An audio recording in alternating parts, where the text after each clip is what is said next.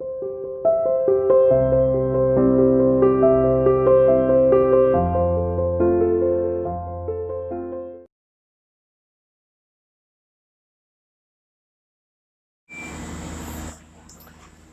Student, welcome to CR international online classes. बेटा, अभी हमने भारत की न्यायपालिका की संरचना के बारे में पढ़ा था कि भारत में जैसे निचले स्तर की अदालत, फिर उच्च न्यायालय और फिर सर्वोच्च न्यायालय, ये 3 स्तर की जो अदालतें हैं वो पाई जाती हैं और लोगों का सबसे ज्यादा जो वास्ता पड़ता है वो निचले स्तर की अदालतों से पड़ता है। अब हम बात करते हैं कि क्या ये अदालतें जैसे हर व्यक्ति की शरण में कि क्या हर व्यक्ति अदालत की शरण में जा सकता है, कि क्या ये अदालतें हर व्यक्ति को न्याय दिला सकती हैं, कि यह न्याय है वो हर व्यक्ति तक पहुंच सकता है, कि हर व्यक्ति है वो न्याय पा सकता है। भारत के सभी नागरिक देश के न्यायालयों की शरण में जा सकते हैं, यानी भारत के सभी नागरिक, जो भारत का नागरिक है, जिसके पास भारत की नागरिकता है, वो अपने अधिकारों के लिए, अपने अधिकारों की मांग के लिए न्यायालय की शरण में जा सकता है। इसका अर्थ यह है कि प्रत्येक नागरिक को अदालत के माध्यम से न्याय मांगने का अधिकार है। यानी इसका न्यायालय की शरण में जाने का मतलब यह हुआ कि इसका अर्थ यह है कि प्रत्येक नागरिक को अदालत के माध्यम से न्याय मांगने का अधिकार है।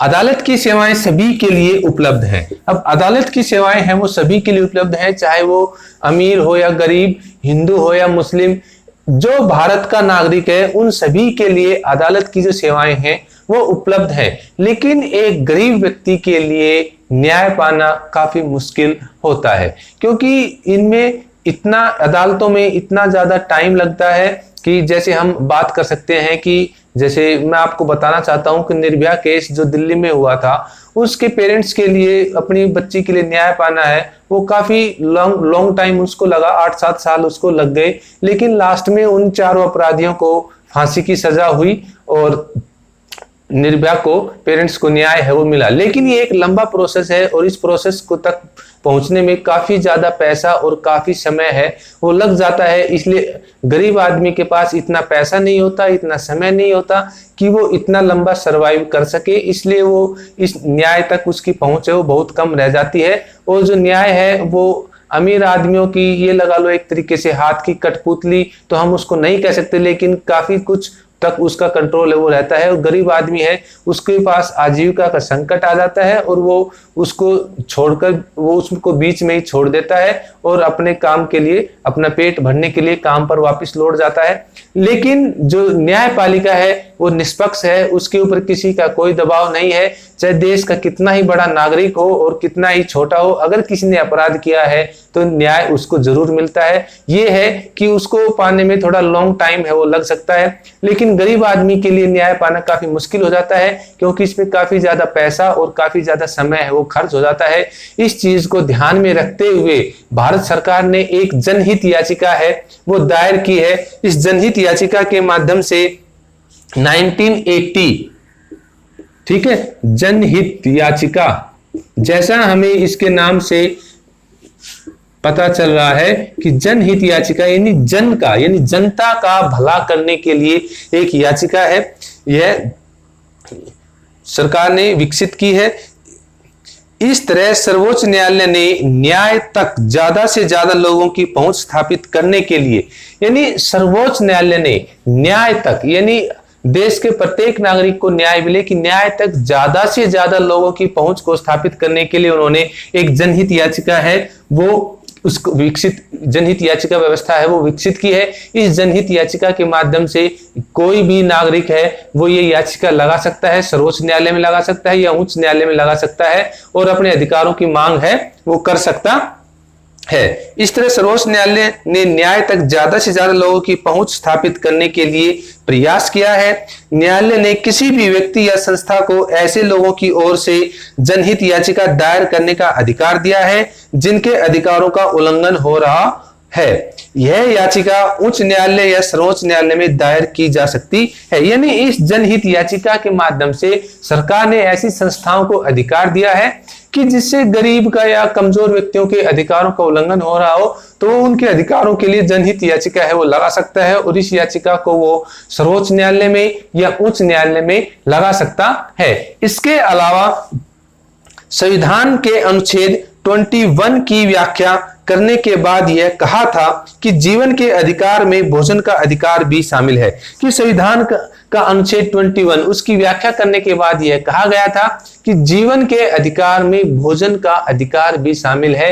यानी सरकार का या राज्य का यह कर्तव्य है कि वह अपने नागरिकों को भोजन उपलब्ध करवाए, क्योंकि यह भी जीवन के अधिकार का एक अभिन्न अंग है। इसलिए सरकार ने मिड डे मील यानी दोपहर के भोजन की व्यवस्था का आरंभ है वो किया, जिससे बच्चों को स्कूलों के माध्यम से दोपहर का भोजन है वो मिलता है। और यह मिड डे मील भारत में सबसे पहले तमिलनाडु स्टेट में इसको लागू किया गया था। उसके बाद धीरे धीरे यह देश के अन्य राज्यों में इसको लागू है वो किया गया है।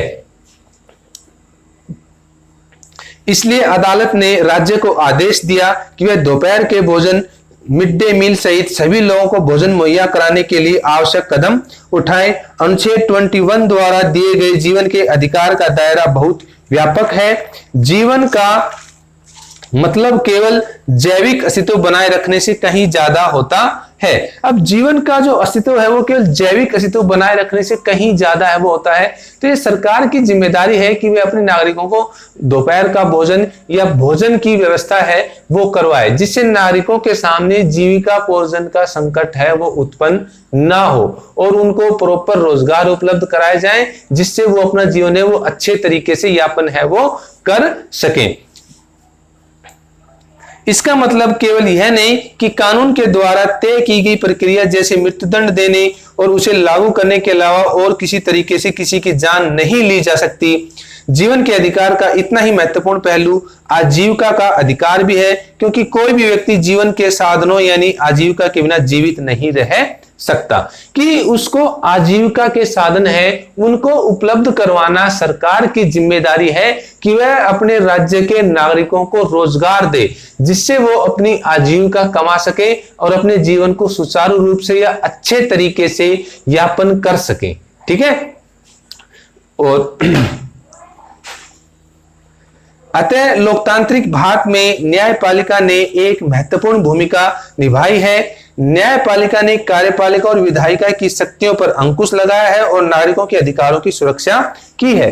अब हम कह सकते हैं कि न्यायपालिका है वो भारत में स्वतंत्र है, उसने कार्यपालिका और विधायिका की शक्तियों के ऊपर अंकुश लगाया है ताकि वो अपनी शक्तियों का गलत इस्तेमाल है वो ना कर सके और उन शक्तियों को जनहित के लिए यानी जनता की भलाई के लिए उनको इस्तेमाल है वो किया जाए। इस प्रकार न्यायपालिका ने भारत में न्यायालय तक प्रत्येक नागरिक की पहुंच करके एक अच्छी कह सकते हैं हम कि लोकतांत्रिक देश या सरकार की तरफ वो कदम बढ़ाया है और नागरिकों के अधिकारों की सुरक्षा की है। और न्यायालय ने नागरिकों के अधिकारों की सुरक्षा की है जब कि कभी भी किसी भी नागरिक को यह लगे कि उसके अधिकारों का उल्लंघन हो रहा है या उसे उसके अधिकारों से वंचित किया जा रहा है, तो वो न्यायालय की शरण में जा सकता है और अपने अधिकारों की मांग है वो कर सकता है। संक्षेप रूप में हम यही कह सकते हैं कि न्यायपालिका ने देश के नागरिकों के लिए काफी अच्छा जो काम है वो किया है और कोई भी व्यक्ति है वो अपने अधिकारों की मांग है वो कर सकता है और न्यायपालिका सरकार को तानाशाही बनने से रोकती है क्योंकि वह सरकार की शक्तियों के ऊपर अंकुश लगाती है।